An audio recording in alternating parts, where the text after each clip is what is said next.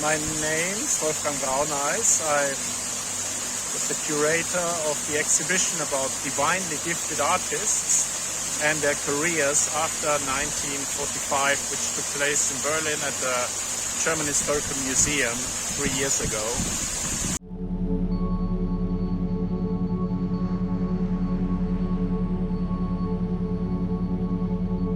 And obviously one of the artists who was very prominent in that exhibition was Arno BREKER.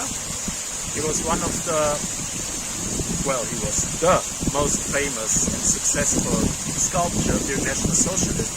He was also very prominent, not really prominent, very successful after 1945. And right now we're standing in front of a fountain done by Arno BREKER in the late 50s, which is part of a huge ensemble, the Concern. It's an insurance company in the middle of the city of Cologne. It was built by the architect Arno BREKER, who also made numerous sculptures for that whole area.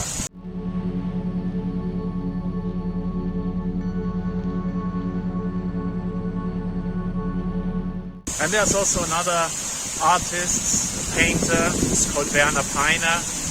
He also was working for Adolf Hitler, for the Neue Reichskanzlei during National Socialism, and he was supposed to produce Gobelins. Gobelins were also very important in National Socialism, in the National Socialist art world, also for that insurance company.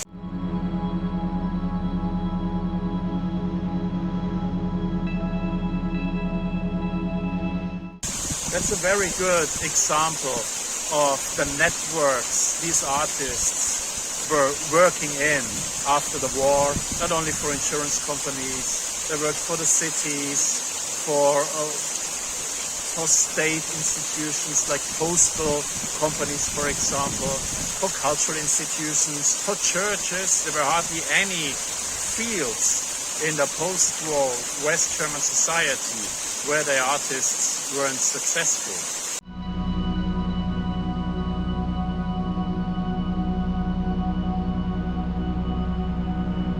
They weren't really part of the art historical canon, so to speak, so there weren't like huge exhibitions in huge museums, but they got way more possibilities to work in public spheres and to work like in the fields of new architecture in the 50s. Then, for example, the artists who fled from National Socialism and came back to Germany and hardly got any chances back then.